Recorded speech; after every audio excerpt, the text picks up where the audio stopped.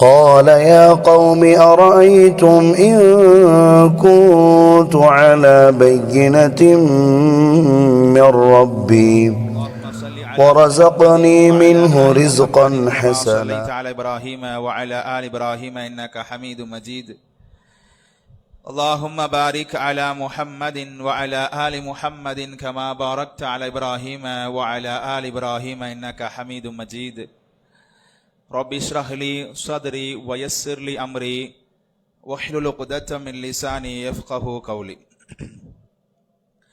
எல்லா புகழும் இந்த உலகத்தை ஆறே நாட்களில் படைத்ததை இன்றளவிலும் காத்து வருகிற எல்லாம் வல்ல அல்லாஹுக்கு உரித்தாகட்டுமாக.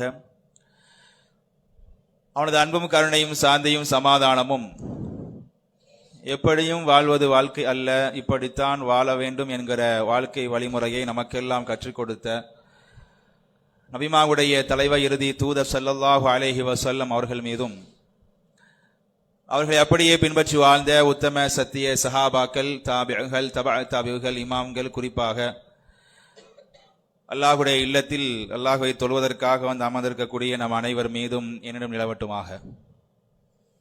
அன்பார்ந்த சகோதரர்களே, அல்லாஹு நல்லடியார்களே, அல்லாஹுடைய மாபெரும் கிருபையினால்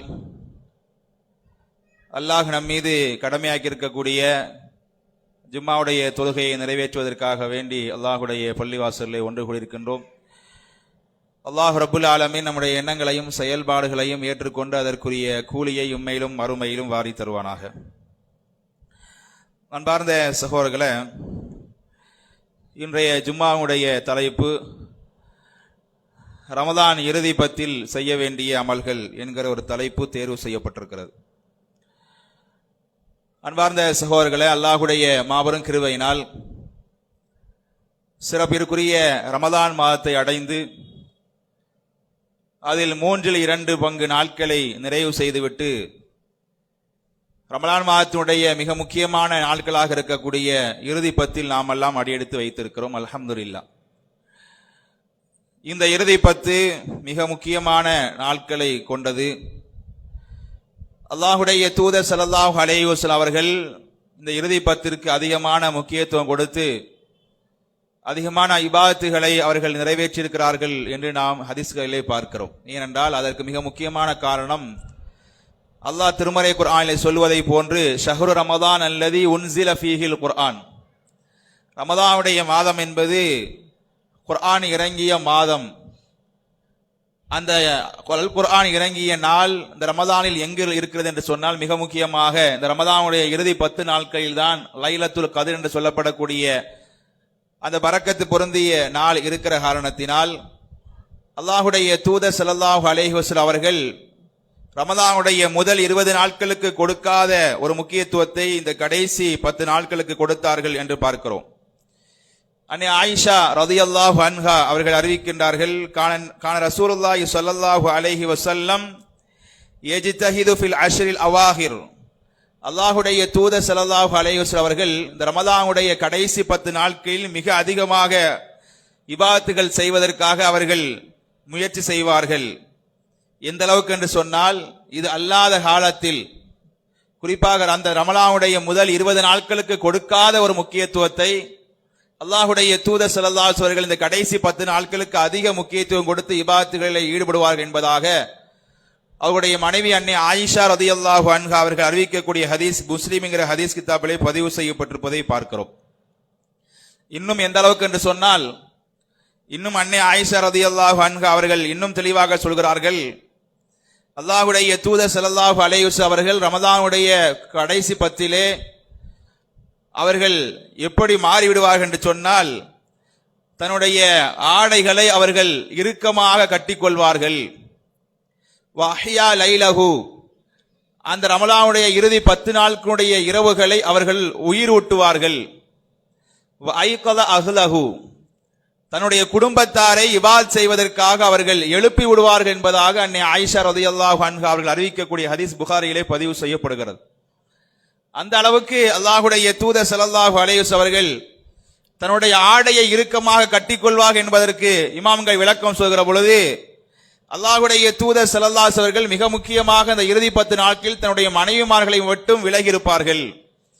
ஏனென்றால் ஒரு ஆணை பொறுத்தவரையில் தன்னுடைய மனைவியோடு ரமலானுடைய இரவு நேரங்களில் அவர் சேர்ந்திருப்பது மார்க்கத்திலே அனுமதிக்கப்பட்ட ஒரு ஹலாலான ஒரு விஷயம். நோன்பிருக்கும் நிலையில் அவர் சேரக்கூடாது என்பதுதான் மார்க்கத்திலே தடை செய்யப்பட்டிருக்கிறது. ரமலானுடைய இரவு காலங்களில் மனைவியோடு ஒரு கணவன் சேர்ந்து இருக்கலாம், தவறில்லை என்றாலும் அல்லாஹ்வுடைய தூதர் ஸல்லல்லாஹு அலைஹி வஸல்லம் அந்த கடைசி 10 நாட்களில் தன்னுடைய மனைவிமார்களை விட்டு முற்றிலுமாக அவர்கள் விலகிவிட்டு முழுக்க இபாதத்துகளிலே அவர்கள் ஆர்வம் செலுத்தக்கூடியவர்களாக அல்லாஹ்வுடைய தூதர் ஸல்லல்லாஹு அலைஹி வஸல்லம் மாறிவிடுவார்கள் என்பதை உணர்த்தும் விதமாகத்தான் அந்த ஹதீஸிலே அல்லாஹ்வுடைய தூதர் ஸல்லல்லாஹு அலைஹி வஸல்லம் தன்னுடைய ஆடையை இறுக கட்டிக்கொள்வார்கள் என்று சொல்லப்படுகிறது. அதேபோல அஹ்யா லைலஹு என்று சொன்னால் முழுக்க அந்த இரவை உயிரூட்டுவார்கள் என்று சொன்னால் விழித்திருந்து அல்லாஹ்வுடைய தூதர் ஸல்லல்லாஹு அலைஹி அவர்கள் என்னென்ன இபாதத்துகள் மார்க்கத்திலே சொல்லப்பட்டிருக்கிறதோ அவை அனைத்தையும் இந்த 10 நாட்களுடைய இரவு பொழுதுகளிலே அவர்கள் நிறைவேற்றுவார்கள். அவர்கள் தூங்க மாட்டார்கள்.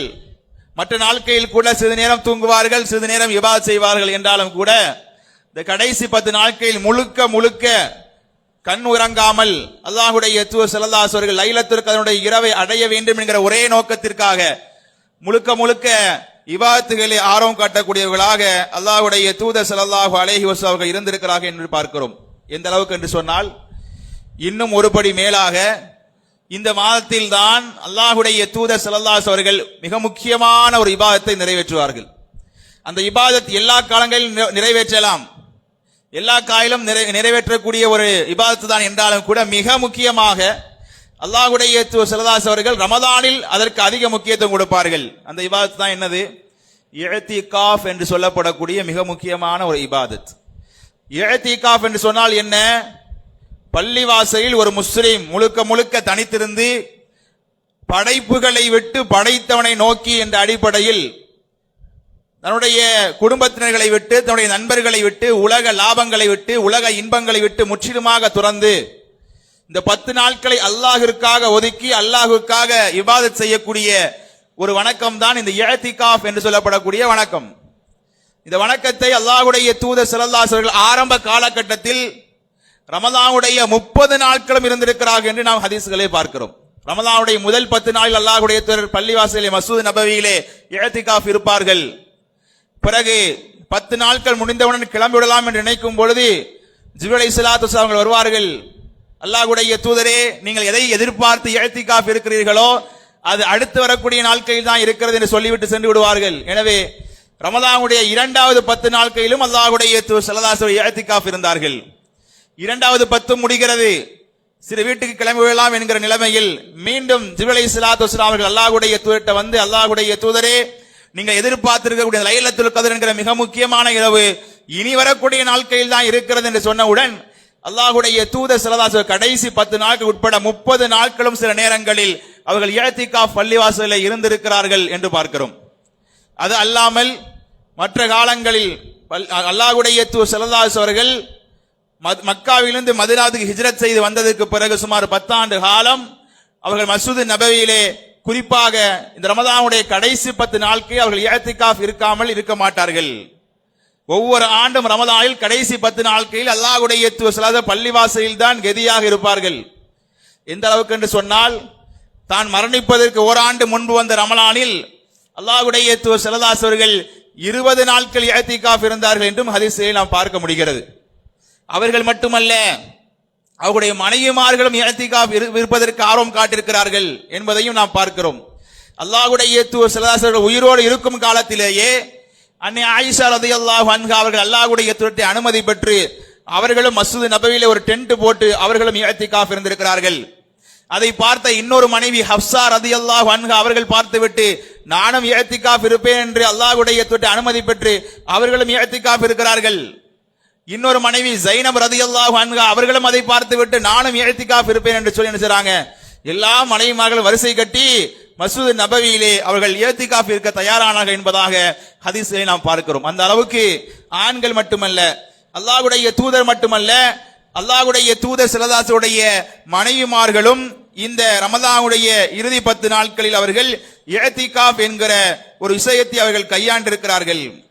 ஹதீஸிலே சொல்லப்படுகிறது, அன்னை ஆயிஷா ரலியல்லாஹு அன்ஹா சொல்கிறார்கள், அல்லாஹ்வுடைய தூதர் ஸல்லல்லாஹு அலைஹி உயிரோடு இருக்கும் காலம் வரை, அவர்கள் மரணிக்கும் வரை ரமலானுடைய கடைசி 10 நாட்கள் அவர்கள் மஸ்ஜித் நபவியிலே இஅ்திகாஃப் இருப்பார்கள்.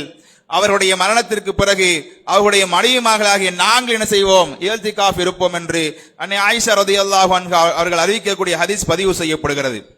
இந்த இஅ்திகாஃப் என்கிற இந்த இபாதத் என்பது இன்றைக்கு இந்த இறுதி சமூகத்துக்கு விதிக்கப்பட்ட ஒரு இபாதத் அல்ல.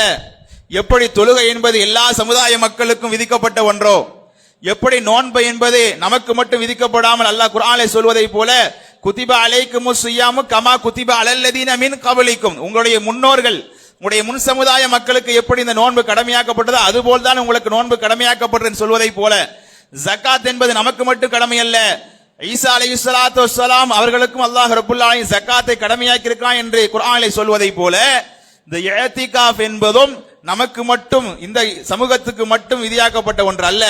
முந்தைய சமூக மக்களும் இதை பின்பற்றி இருக்கிறார்கள் என்பதை அல்லாஹ் ரப்பல் ஆலமீன் திருமறையினுடைய ஒரு வசனத்திலே சொல்லி காட்டுகிறான். அன்பார்ந்த சகோதரர்களே, சூரத்துல் பக்ராவினுடைய 125வது வசனத்தில் அல்லாஹ் சொல்கின்றான், வ அஹிதினா இலா இப்ராஹீம வ இஸ்மாஈல அன் துஹ்ஹிரா பைத்திய லித்தாயிஃபீன வல் ஆகிஃபீன வர் ருக்கஇஸ் சுஜூத் என்று அல்லாஹ் ரப்பல் ஆலமீன் குர்ஆனிலே பதிவு செய்கின்றான்.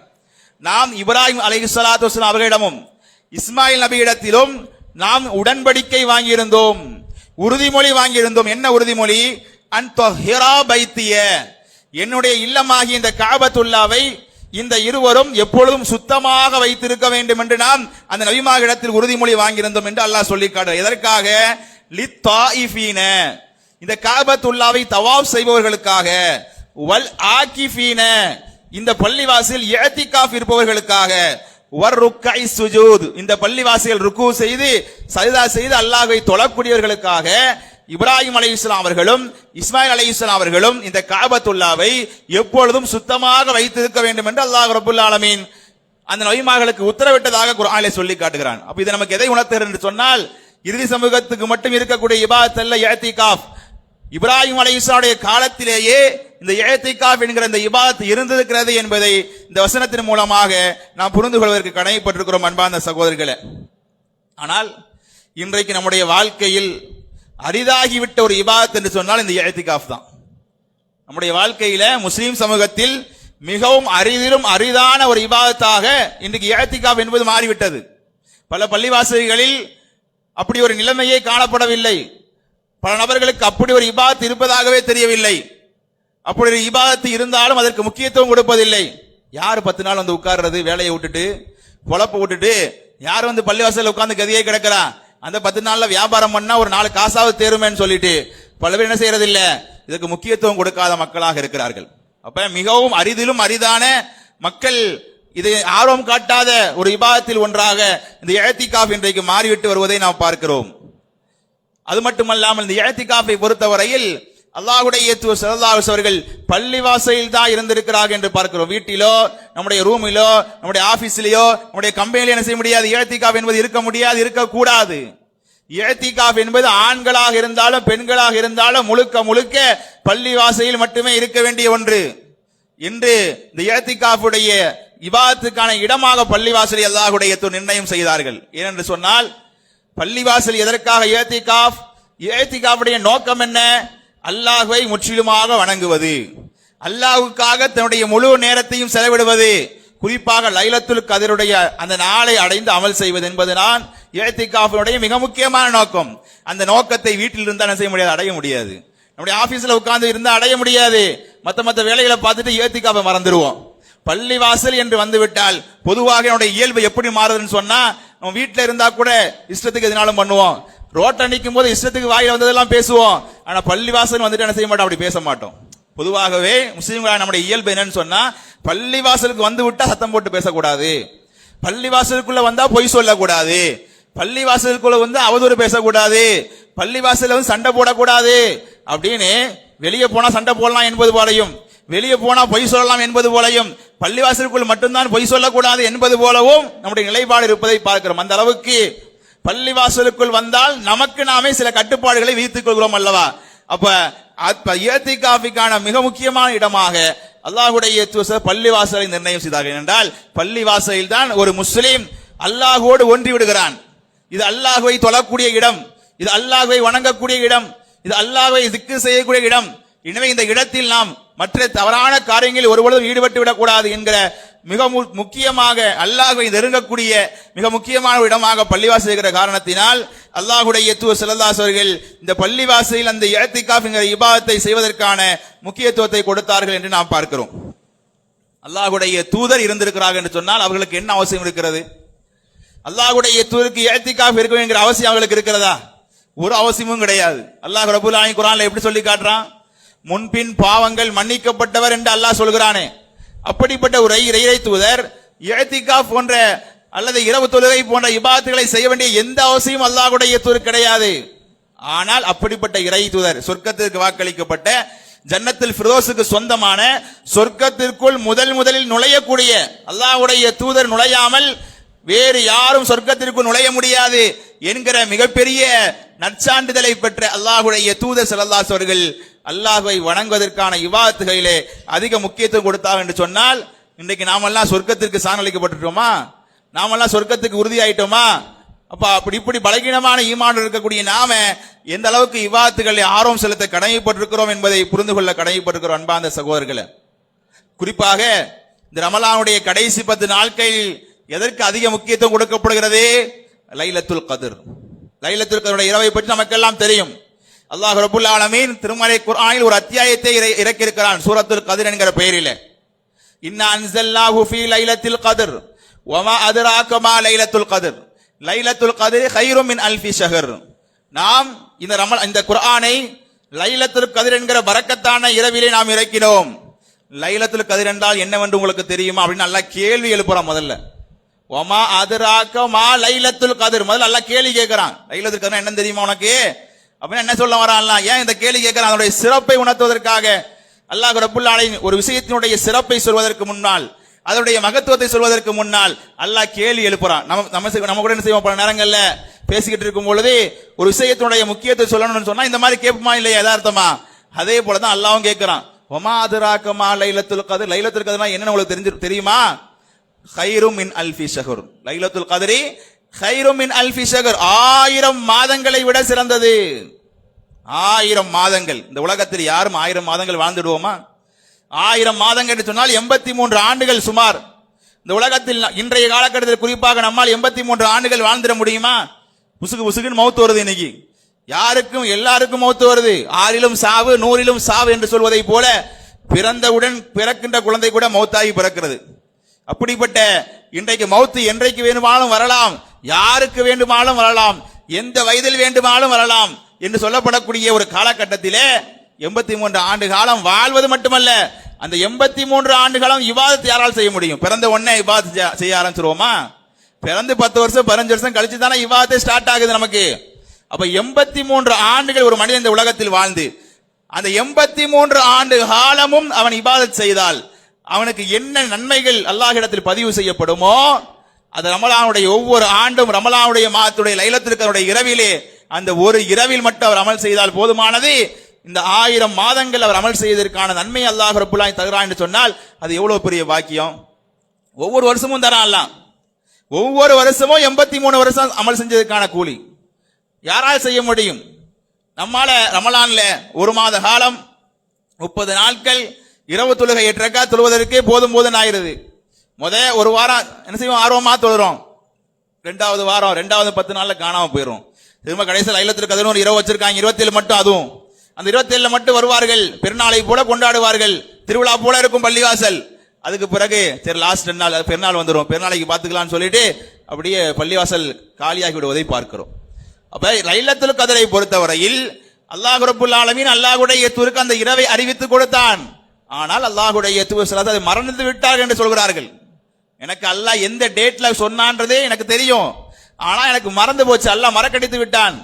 அதனால நீங்க என்ன செய்யுங்க, கடைசி 10 நாளுடைய குறிப்பாக ஒற்றைப்படை நாட்களில் அந்த இரவை நீங்கள் தேடிக்கொள்ளுங்கள். 21 நேற்றுக்கு 21 முடிஞ்சிச்சு. இன்னைக்கு இனிமேல் வரக்கூடிய 23, 25, 27, 29 என்கிற குறிப்பாக அந்த ஒற்றைப்பட்ட நாட்களுடைய இரவினுடைய முழுமையாக நீங்கள் அந்த லைலத்துல் கத்ர் இரவை தேடி அமல் செய்து கொள்ளுங்கள் என்பதாக அல்லாஹ்வுடைய தூதர் ஸல்லல்லாஹு அலைஹி வழிகாட்டிருக்கிறார்கள் என்று சொன்னால் வருடத்திற்கு ஒரு 5 நாட்கள் கூட அல்லாஹ்வுக்காக நம்மால் ஒதுக்கி பள்ளிவாசல் இருந்து அமல் செய்ய முடியும் என்று சொன்னால் நாமெல்லாம் என்ன அல்லாஹ்வுக்கு நன்றி செலுத்த போகிறோம்? அல்லாஹ்வுடைய தூதர் ஸல்லல்லாஹு அலைஹி வஸல்லம் அவர்கள் ரமலானில் மட்டுமல்ல ரமலான் அல்லாத காலங்களிலும் இரவு தொழுகையை மேற்கொள்வார்களாம். எந்த அளவுக்கு மேற்கொள்வார்கள்? தன்னுடைய கால் வீங்கக்கூடிய அளவுக்கு மேற்கொள்வார்களாம். அவர்களிடத்திலே கேட்பார்களாம், அன்னை ஆயிஷா ரலியல்லாஹு அன்ஹா, அல்லாஹ்வுடைய தூதரே நீங்கள் ஏன் இவ்வளவு அமல்கள் செய்கிறீர்கள் கால் வீங்கக்கூடிய அளவுக்கு? அல்லாஹ்வுடைய என்ன சொன்னார்கள்? நான் அல்லாஹ்வுக்கு நன்றி உள்ள அடியானாக மாற வேண்டாமா? நான் அல்லாஹ்வுக்கு நன்றி உள்ள அடியானாக மாற வேண்டாமா? அப்ப என்ன அர்த்தம்? நாமெல்லாம் நன்றி கெட்டு வாழ்ந்து கொண்டிருக்கிறோம் என்று அர்த்தம். எல்லாம் அமல்களையும் ஆர்வம் காட்டக்கூடிய சொர்க்கத்திற்கு நற்சான்று பெற்ற அல்லாஹ்வுடைய தூதர் கால் வீங்கும் அளவுக்கு நாம என்னைக்காவது கால் வீங்குற அளவுக்கு தொழுதிருப்போமா? ஒரு 10 நிமிஷம் இமாம் கொஞ்சம் இழுத்துட்டாலே இமாம் போய் சண்டை போடுறோம். என்ன இமாம் இழுக்கிறீங்க, குறைங்க, போதும், ரொம்பலாம் இழுக்க வேணான்றோம். கால் வீங்கக்கூடிய அளவுக்கு இந்த உலகத்துல இன்னைக்கு யாரும் ரமலான்ல தொழுவதும் கிடையாது. ரமலான்ல மட்டும்தான் தொழுறோம். அந்த ரமலான்லாவது கொஞ்சம் முயற்சி எடுத்து கால் வீங்கக்கூடிய அளவுக்கு என்றைக்காவது நாம் தொழுதிருப்போமா என்று நான் யோசிச்சு பார்த்தால் பேசக்கூடிய நான் உட்பட யாரும் நினைச்சிருக்க மாட்டோம். ரமலான்ல அந்த அளவுக்கு நாம் தொழுதிருக்க மாட்டோம் என்பதுதான் மிக வேதனையான உண்மை. அன்பார்ந்த சகோதரர்களே, அல்லாஹ் ரப்புல் ஆலமீன் இந்த லைலத்துல் கத்ருடைய இரவிலே இன்னொரு இடத்துல அல்லாஹ் சொல்லும் பொழுது எப்படி சொல்ற? லைலத்துல் முபாரக்கா, அது பரக்கத்து பொருந்திய ஒரு இரவு என்று அல்லாஹ் சொல்லி காட்டுறான். ஃபீஹா யுஃப்ரகு குல்லு அம்ரின் ஹகீம், அந்த இரவில் தான் எல்லா விதமான விஷயங்களும் தீர்மானிக்கப்படுகின்றன என்று அல்லாஹ் சொல்லி காட்டுறான். விதி எழுதப்படுகின்ற ஒரு நாளாக, அந்த வருடத்தினுடைய விதிகள் பதிவு செய்யப்படுகிற தீர்மானிக்கப்படுகின்ற நாளாக அல்லாஹ் ரப்பல் எந்த நாளை தேர்வு செய்திருக்கிறான் என்று சொன்னால் இந்த லைலத்துல் அதனுடைய இரவை தான் அல்லாஹ் தேர்வு செய்திருக்கிறான். தனஸ்ஸலுல் மலாயிகத்து வர்ரூஹு ஃபீஹா பிஇذن ரப்பிஹிம் மின் குல்லி அம்ர், அன்றைய இரவிலே ரூஹுல் குதுஸ் என்று சொல்லப்படக்கூடிய ஜிப்ரீல் அலைஹிஸ்ஸலாத்து வஸ்ஸலாம் அவர்கள் இறங்கி வருகிறார்கள். அவர்கள் மட்டுமல்ல, அவர்கள் ஒரு படையையே இறக்கி கொண்டு வருகிறார்கள். வானவுடைய தலைவர் ஜிப்ரீல் அலைஹிஸ்ஸலாம் மட்டுமல்ல, அவர்களோடு மிகப்பெரிய ஒரு படையே வானத்திலிருந்து பூமிக்கு இறங்கி வருகிறது. அல்லாஹ்வுடைய அருளை சுமந்தவர்களாக மறுநாள் காலையில் ஃபஜ்ர் தொழுகை வரை, ஃபஜ்ர் உதயமாகின்ற வரை அந்த அருள் சூழ்ந்திருக்கும் என்பதாக அல்லாஹ் ரப்புல் ஆலமீன் திருமறை குர்ஆனிலே சொல்லி காட்டுகிறானே, அப்படிப்பட்ட அந்த இரவு இனிமேல் தான் வர இருக்கிறது. நேற்றைக்கு ஒரு நாள் கழிந்து விட்டது. 21ஆக இருந்திருக்கலாம், அல்லாஹ் நம்மை பாதுகாக்க வேண்டும். 23ஆகவும் இருக்கலாம், 25ஆகவும் இருக்கலாம், 27ஆகவும் இருக்கலாம், 29ஆகவும் இருக்கலாம், அல்லாஹு ஆலம். என்றாலும் இது இருக்கக்கூடிய இந்த 4 ஒற்றைப்படை நாட்களையாவது குறைஞ்சபட்சம் நாம் என்ன செய்யணும்? அமல்கள் செய்வதற்கான ஆர்வத்தை நாம் ஏற்படுத்திக் கொள்ள வேண்டும். அல்லாஹ்வுடைய தூதர் ஸல்லல்லாஹு அலைஹி சொன்னார்கள், மன் காம லைலத்துல் கத்ரி ஈமானன் வஹ்திசாபா, நோன்புக்கும் அதான் சொன்னாங்க, வழக்கமான இரவு தொழுகைக்கும் அதான் சொன்னாங்க, குறிப்பா லைலத்துல் கத்ர் இதற்கும் அதான் சொல்றாங்க. மன் காம லைலத்துல் கத்ரி ஈமானன் வஹ்திசாபா, யார் லைலத்துல் கத்ருடைய இரவிலே ஈமானோடும் இறை நம்பிக்கையோடும் அல்லாஹ்விடத்தில் கூலியை எதிர்பார்த்தும் ஒருவர் நின்று வணங்குகிறாரோ, குஃபிர லஹு மா தகத்தம மின் தம்பிஹி, அவருடைய முன் சென்ற பாவங்கள் எல்லாம் மன்னிக்கப்படுகின்றன. ரமதான் என்பது நம்முடைய பாவங்கள் மன்னிக்கப்படுவதற்கு அரிய ஒரு வாய்ப்பு. அந்த வாய்ப்பை நாம் என்ன செஞ்கிறோம்? ஒவ்வொரு வருடமும் இழந்து கொண்டிருக்கிறோம் என்பதுதான் மிக வேதனையான உண்மை. குறிப்பாக இந்த லைலத்துல் கத்ரில் நாம் தொழக்கூடிய அந்த இரவு தொழுகை என்பது அல்லாஹ்விடத்திலே பாவ மன்னிப்பு பெறக்கூடிய ஒரு காரியம். ஆனா இன்னைக்கு நிலைமை என்ன? இன்னைக்கு நிலைமை என்னன்னு சொன்னா, கடைசி 10 நாட்கள்ல தான் முஸ்லிம் சமூகம் அங்க போய் நிக்கிறாங்க. எங்க? ஷாப்பிங்ல போய், ரெடிமேடு கடைகள்ல தான் கூட்டம் அலை மோதுகிறது. எங்க? எப்ப? எந்த நாட்கள் லைலத்துல் இரவை நீங்கள் தேடுங்கள், இரவு பொழுது என்று அல்லாஹ்வுடைய சொன்னார்களோ, ஆர்வம் காட்டினார்களோ, தன்னுடைய குடும்பத்தை கூட எழுப்பிவிட்டு ஆர்வம் காட்டினார்களோ, அவங்க மட்டும் சில தொழல.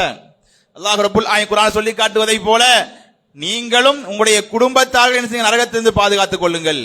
அல்லாஹ்வுடைய தூதர் ஸல்லல்லாஹு அலைஹி அவர்கள் தான் மட்டும் தொழாமல் தன்னுடைய குடும்பத்தாரையும் எழுப்பிவிட்டு இபாதத்துக்கு ஆர்வம் மூட்டினார்கள். ஆனா நாம என்ன செய்யறோம்? அதே 10 நாட்கள்ல அப்படியே மனைவி மக்களை கூட்டிக்கிட்டு ஷாப்பிங் என்ற பெயர்ல பெருநாளைக்கு ட்ரெஸ் எடுக்கணும், பெருநாளைக்கு பிரியாணி ஆக்கணும், அது வாங்கணும், இது வாங்கணும்னு சொல்லிட்டு பர்ச்சேஸ் பண்ற பேர்ல நாள் முழுக்க போய் 1 மணி நேரம் போனோமா, ட்ரெஸ் எடுத்தோமா, வந்தோமான்னு கிடையாது. அதிலும் குறிப்பாக பெண்களை பற்றி சொல்லவே தேவையில்லை. அவர்கள் ஒரு கடைக்கு நுழைந்து ட்ரெஸ் எடுத்து விட்டு வரமாட்டார்கள். 10 கடை ஏறினாலும் அவளுக்கு ட்ரெஸ் கிடைக்காது. ஒரு நாளைக்கு 10 கடை ஏறினாலும் அவளுக்கு திருப்தியாக ட்ரெஸ் கிடைக்காது. ஒரு நாள் செல்வார்களா, இன்னைக்கு கலெக்ஷன் கம்மியா இருக்குங்க, நீ கலெக்ஷன் கிடைக்கலங்க, சரி நாளைக்கு வருவான்னு சொல்லிட்டு வீட்டுக்கு வந்துருவாங்க. திரும்ப மறுநாள் போவாங்க. அன்னைக்கு அப்படியே ஒரு 2 மணி நேரம், 3 மணி நேரம், 4 மணி நேரம் கடையே, அந்த ரெடிமேடு கடையே கதியாக கிடப்பார்கள். இதுதான் பெண்களுடைய நிலையாக இருக்கிறது.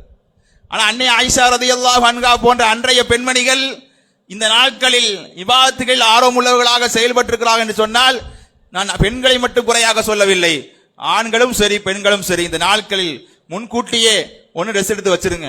அல்லது ட்ரெஸ் எடுக்க போறீங்களா, பகல் நேரத்துல போங்க, சீக்கிரம் எடுத்துட்டு வாங்க. அல்லது நைட் நேரத்துல போனாலும் ஒரு மணி நேரத்துல போய் எடுத்துட்டு வந்தமான் இருக்கணும், போனோமா வந்தமான் இருக்கணும். ஆனா கதியே கிடக்கூடாது. அங்க அல்லாஹ் என்ன சொல்றாங்க, இந்த உலகத்தில் அல்லாஹ்வுக்கு பிடித்தமான இடம் பள்ளிவாசல்ங்கிறாங்க. இந்த உலகத்துல அல்லாஹ்வுக்கு பிடித்தமான இடம் பள்ளிவாசல். அல்லாஹ்வுக்கு கோபத்தை வரக்கூடிய இடம் எது? மார்க்கெட், கடை வீதி. ஆனா இன்னைக்கு நமக்கு பள்ளிவாசலுக்கு வந்தா நமக்கு கோபம் வருது, பள்ளிவாசலுக்கு வந்தா வெறுப்பா இருக்கு. எதுக்கு? எந்த இடம் அல்லாஹ்வுக்கு பிடிக்குமோ அந்த இடம் நமக்கு கோபமா இருக்கு, அந்த இடம் நமக்கு வெறுப்பா இருக்கு. எந்த இடம் அல்லாஹ்வுக்கு கோபத்தை தருமோ அந்த இடம் தான் நமக்கு சந்தோஷத்தை தருது. அந்த இடத்துல எத்தனை மணி நேரம் வேண்டுமானால் நிற்பதற்கு தயாராக இருக்கிறோம். எதற்காக அல்லாஹ் ரப்புல் ஆலமீன் அப்படி வைத்திருக்கிறான்? ஏன் அந்த இடத்தை அல்லாஹ் வெறுக்கிறான்னு சொன்னா, அங்கே பொய் சொல்லப்படுகிறது, அங்கே ஏமாற்றப்படுகிறது, நிறைய விஷயங்கள் மார்க்கத்துக்கு விரோதமான செயல்கள் சர்வ சாதாரணமாக அந்த இடத்தில் நடைபெறுகிற காரணத்தினால் அது அல்லாஹ்வுடைய கோபத்தை வரவழைக்கக்கூடிய இடமாக இருக்கிறது. அப்படிப்பட்ட இடத்துல ஒரு முஸ்லீம் அதிக நேரம் நிக்கலாமா? ஒரு முஸ்லீம் அதிக நேரம் நிக்கலாமா? போனோமா, எதுக்காக போனோமோ அதை டக்குன்னு வாங்கிட்டு வந்தமான் இருக்கணும். ஆனால் இன்றைக்கு முஸ்லீம் சமூகம் அந்த இடமே கதி என்று கிடக்குது. அன்றைய நாட்களில் ரமலானுடைய அந்த இறுதி 10 நாட்களுடைய இரவு பொழுதுகளை அவர்கள் நாசமாக்கி கொண்டிருக்கிறார்கள் என்பது மிக வேதனையான உண்மை. அன்பான சகோதரர்களே, அப்ப இந்த ஷாப்பிங் போற விஷயத்தை எல்லாம் ரமலானுக்கு ட்ரெஸ் எடுக்கணும் தான், மாற்று கருத்து இல்ல. ட்ரெஸ் புது ட்ரெஸ் தான் எடுக்கணும் அவசியமும் கிடையாது. உங்களுடைய இருக்கக்கூடிய ஆடைகளிலேயே மிக சிறந்த ஆடையை உடுத்திக் கொள்ளுங்க என்பதுதான் மார்க்கத்தினுடைய சட்டம். சரி, புது ட்ரெஸ் எடுக்கிறீங்களா, எடுத்துங்க தாராளமா. எடுப்பதாக இருந்தாலும் அதற்கென்று ஒரு நியாயமான, உங்களுக்கு என்ன நல்ல கடையோ போயிட்டு சட்டுன்னு வாங்கினோமா வந்தோமா, விபாத்துகளுக்கு பிரச்சனை இல்லாம, இபாத் செய்வதற்கு இடையூறு இல்லாமல் நம்முடைய பர்ச்சேஸை அமைத்துக் கொண்டால் அதுல எந்த பிரச்சனையும் இல்லை என்பதை புரிந்து கொள்ள கடமைப்பட்டிருக்கிறோம். கொஞ்சம் யோசிச்சு பாருங்க, நாமெல்லாம் இன்னைக்கு என்ன அமல் செஞ்சிட்டோம்? வெறுமனே ரமலான் நம்ம எப்படி அதை அணுகிறோம்னு சொன்னா சாப்பாட்டுக்கான மாதமா ஆயிடுச்சு. ஏன்னா பகல் ஃபுல்லா சாப்பிடாம இருக்கிறதுனால சஹர்ல ஒரு ஃபுல் கட்டு கட்டிடுறோம், திரும்ப இஃப்தாருக்கு ஒரு ஃபுல் கட்டு கட்டிடுறோம், திரும்ப தூங்குறதுக்கு முன்னாடி நைட் ஒரு ஃபுல் கட்டு கட்டிடுறோம். இப்ப ரமலான் என்பது சாப்பிட மாட்டேன்னு சொல்லி சாப்பாடு மாதமாக ஆகிவிட்டது. பகலெல்லாம் என்னால சாப்பிட முடியலன்னு சொல்லி சாப்பாட்டுக்கு முக்கியத்துவம் கொடுக்கக்கூடிய மற்ற நாட்களில் கூட இப்படி சாப்பிட்டு இருக்க மாட்டோம். ரமலான் அல்லாத காலங்களில் கூட இப்படி சாப்பிட்டு இருக்க மாட்டோம். அந்த அளவுக்கு ரமலான்ல தான் நம்ம என்ன செய்யறோம்? எல்லோருமே அதிகமாக சாப்பிடக்கூடிய பழக்கத்தை ரமலான்ல தான் வைத்திருக்கிறோம். ஆனாலும் கூட நம்மளால என்ன செய்ய முடியல? இந்த நோம்பரம் ஒரு ஒரு சந்தோஷத்தோட ஒரு உற்சாகத்தோட நம்மளால வைக்க முடியல. அப்படியே சோர்ந்து போயிடுறோம். கொஞ்சம் வெயில் அடிச்சுட்டா கடையை சாத்திரி வீட்டுல வந்து படுத்துடுறோம். ஆனா அன்னைக்கு நிலைமை என்ன தெரியுமா? சஹாபாக்கள் எப்படி நோன்பு வைத்தார்கள்? ஹிஜ்ரி 2ஆம் ஆண்டு நோன்பு கடமையாக்கப்படுகிறது. அதே ஹிஜ்ரி 2ஆம் ஆண்டு அதே ரமலானில் தான் பத்ர் போர் நடைபெற்றது. பத்ர் போர்க்களத்தில் எதிரிகளை வீழ்த்துவதற்காக நோன்பு வைத்துக் கொண்டு சஹாபாக்கள் பத்ர் போர்க்களத்தை எதிர்கொண்டாங்கன்னு சொன்னால் நாம என்னத்தை எதிர்கொண்டுட்டோம்?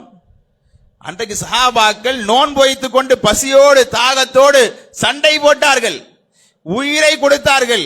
நாம நோன்பு வச்சுட்டு ஒரு குர்ஆனை கூட ஓத மாட்டேங்கிறோம், நாம நோன்பு வச்சுட்டு ஒரு 2 ரக்காத் கூட தொழ மாட்டேங்கிறோம், நாம நோன்பு வச்சுட்டு சின்ன சின்ன திக்ருகளை கூட செய்ய மாட்டேங்கிறோம். அவர்கள் போர் செய்தார்கள். எவ்வளவு பெரிய விஷயம்! ரமலானில் தான் அவர்களுக்கு முதலாக நோன்பும் கடமையாக்கப்படுகிறது. ஹிஜ்ரி 2ஆம் ஆண்டு போரும் கடமையாக்கப்படுகிறது. அது மட்டுமா, அதே ஹிஜ்ரி 8ஆம் ஆண்டு இதே ரமலானுடைய 20வது பிறையில அல்லாஹ்வுடைய தூதர் ஸல்லல்லாஹு அலைஹி அவர்கள் மக்காவிலிருந்து 10,000 சஹாபாக்களை திரட்டிக் கொண்டு, மதீனாவிலிருந்து 10,000 சஹாபாக்களை திரட்டிக் கொண்டு மக்காவை வெற்றி கொள்வதற்காக சென்றார்களே, அதுவும் ரமலானில் நடந்தது. நடைபயணமாக சென்றார்கள். நாமெல்லாம் நீங்க கார்ல போயிட்டு வர்றதுக்கு, பைக்ல போயிட்டு வர்றதுக்கே வெயில் ஊங்குறோம் ஆங்குறோம்.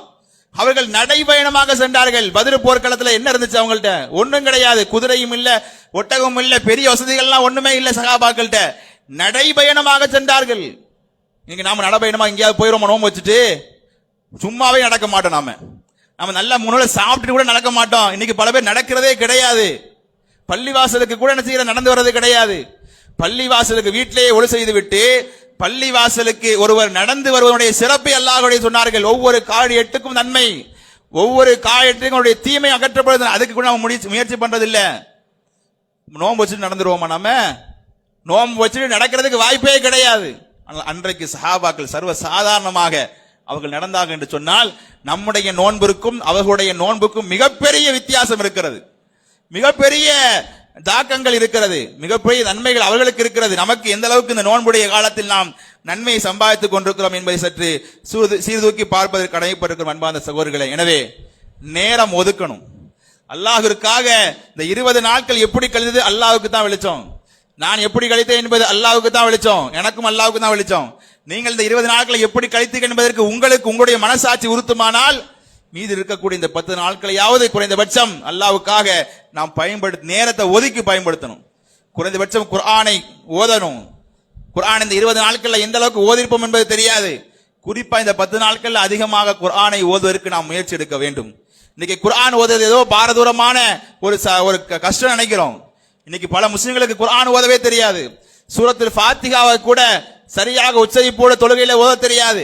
அப்படிப்பட்ட பலகீனமான முஸ்லிம்களாகத்தான் இன்றைக்கு இருந்து கொண்டிருக்கிறோம். ஆனால் அன்றைக்கு சஹாபாக்கள் எல்லாருமே காரிகளாகவும் எல்லாருமே சிறு வயதிலேயே ஹாஃபில்களாகவும் இருந்தார்கள். பல இமாம்களும் சிறு வயதிலேயே ஹாஃபில்களாக உருவாக்கப்பட்டார்கள். ஆனால் இன்றைக்கு நமக்கு பார்த்து ஓதுவதற்கு கூட நம்ம பலருக்கு தெரியாது. பார்த்து ஓதுவதற்கு கூட நம்ம பலருக்கு சின்ன சின்ன சூறாக்களை கூட ஒழுங்காக உச்சரிக்க தெரியாத பலகீனமான என்ன நம்ம குர்ஆன்னா அது பெரிய கஷ்டம் ஓதுறதுன்னு நினைச்சுக்கிட்டு இருக்கோம். ஹிந்தி படிக்கிறோம், இங்கிலீஷ் படிக்கிறோம், மத்த லாங்குவேஜ் எல்லாம் படிக்கிறோம். சவுதிக்கு போறீங்க வேலைக்கு, ஏதோ ஒன்னு 2 வார்த்தை அரபில படிக்கிறீங்களா இல்லையா? அவன்கிட்ட பேசணுமே அரபிக்காரன்ட்ட.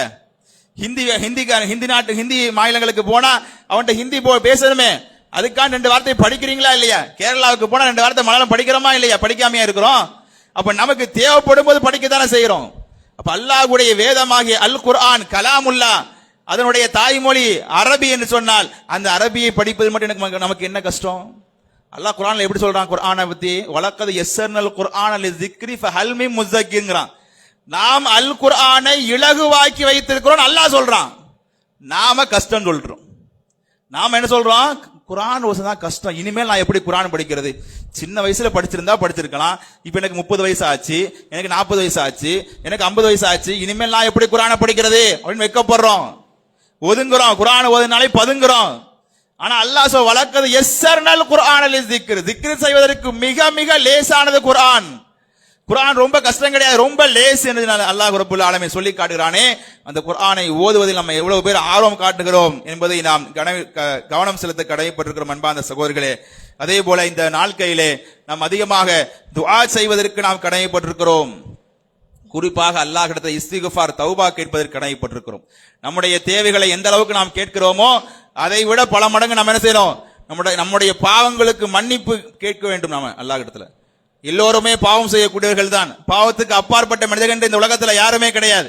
குல்லு பனி ஆதம கத்தாவும் என்று அல்லாஹ் கூட சொல்லிவிட்டார்கள். ஆதமுடைய அனைத்து பிள்ளைகளும் பாவம் செய்யக்கூடியவர்கள் தான். அதில் சிறந்தவர்கள் யார்? அல்லாஹ்விடத்தில் யார் மனமுருகி பாவம் மன்னிப்பு கேட்கிறானோ அவன்தான் அவர்களில் சிறந்தவர் என்று அல்லாஹ் சொல்கிறார்களே. அப்படிப்பட்ட சிறந்தவர்களாக நாம் மாற வேண்டும் என்று சொன்னால் இந்த 10 நாட்களில் நாம் அல்லாஹ்விடத்தில் அதிகமாக இஸ்திக்ஃபார் தேடுவதற்கு நாம் கடமைப்பட்டிருக்கிறோம் அன்பார்ந்த சகோதரர்களே. எனவே இது போன்ற அமல்களை நாம் இந்த காலங்களில் அதிகமாக செய்து, மிக குறிப்பாக இந்த 10 நாட்கள் செய்ய வேண்டிய இன்னொரு மிக முக்கியமான அமல் என்னன்னு சொன்னா ஜகாத்துல் ஃபித்ர் அல்லது சதகத்துல் ஃபித்ர் என்று சொல்லப்படக்கூடிய நோன்பு பெருநாள் தர்மம். இது ரொம்ப மிக முக்கியமானது. பெருநாளைக்கு குறைந்தபட்சம் 2 நாட்களுக்கு முன்பாக என்ன செய்ய வேண்டும்? அந்த நோன்பு பெருநாள் தர்மத்தை ஒரு குடும்பத்தில் எத்தனை பேர் இருக்கிறார்களோ அத்தனை பேருக்கும் கணக்கு பார்த்து கொடுக்கணும். நேற்று பிறந்த குழந்தையாக இருந்தாலும் இன்று பிறந்த குழந்தையாக இருந்தாலும் அந்த குழந்தைக்கும் சேர்த்து நாம் என்ன செய்யணும்? ஜகாத்துல் ஃபித்ரை கண்டிப்பாக கொடுத்து விட்டுத்தான் பெருநாள் தொழுகைக்கே போக வேண்டும். இல்லைன்னா பெருநாள் தொழுகைக்கே போகக்கூடாது. யாராக இருந்தாலும் சரி, இது ஏழைகளுக்கு கடமை கிடையாது, பணக்காரர்களுக்கு தான் கடமை என்பதல்ல. சதக்கத்துல் ஃபித்ரை பொறுத்தவரையிலே எல்லோரும் செய்ய வேண்டும்.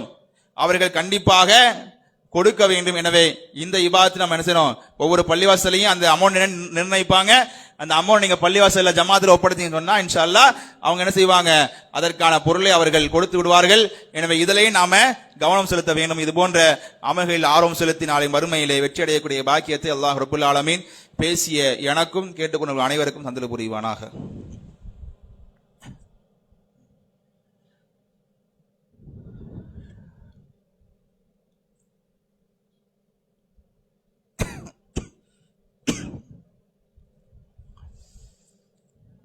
அல்ஹம்துலில்லாஹ் அல்ஹம்துலில்லாஹி ரப்பில் ஆலமீன் வல் ஆகிபத்து லில் முத்தகீன் வஸ்ஸலாத்து வஸ்ஸலாமு அலா அஷ்ரஃபில் அன்பியா வல் முர்சலீன் வ அலா ஆலிஹி வ அஸ்ஹாபிஹி வன் நாஸி அஜ்மஈன் ஃபமன் தபிஅஹும் பி இஹ்சான் இலா யௌமித்தீன் அம்மா பஅத்.